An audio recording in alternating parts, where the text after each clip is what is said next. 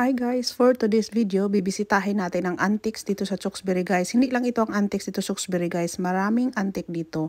So ayan, niyaya ko nga si daddy pumunta dyan dahil gusto ko ma-featured sa vlog ko ang antiques dito guys.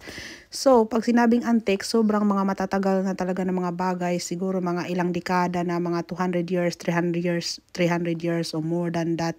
Ang mga gamit na yan, binibenta nila yan guys, pero ang mamahal. So dito kasi sa UK guys, mas lumang bagay mas mahal, kagaya na lang ng mga cars na yan guys, sobrang liliit pero halos tag 2,000 o sa pera natin sa peso o tag 3,000, depende sa uri ng cars, o tag 5,000 ang isa.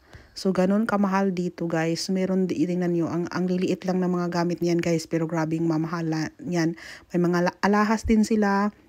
Yan, tiningnan ko rin yung lady kasi mahilig ako mag-collect ng lady. So, nasa mga 10 pounds din pala siya. So, sabi ko nga, pag meron na isipan akong gustong i-donate, gusto kong i-donate dyan guys. Pero, ibibenta nila ng mas mahal. So, ganun, napakagandang makita mo rin talaga in person. Ayan, tingnan nyo, may mga relo pa dyan guys. Yung mga relo na yan, mga tutunay talaga yan siya. Pero mas mahal talaga. Tingnan mga helicopter or plano ba yan?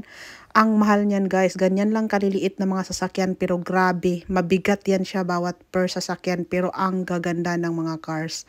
So sobrang mahal at sobrang valuable talaga siya. Actually, nakabili ako dito dati ng isang parang earrings ata yun, pero hindi ko na alam kung nasaan napunta. Anyway, speaking of antiques guys, dito kasi sa UK, mas luma, mas mahal. So, iyan pala, yan building na yan guys, 1880 siya, binilge. So, paggawaan daw yan ng mga arena. So, flour mill daw yan. Diyan daw ina-across dati yung mga flour by boat kasi wala pa daw noon mga sasakyan. Pero ngayon, close na yan siya guys kasi sobrang tagal na.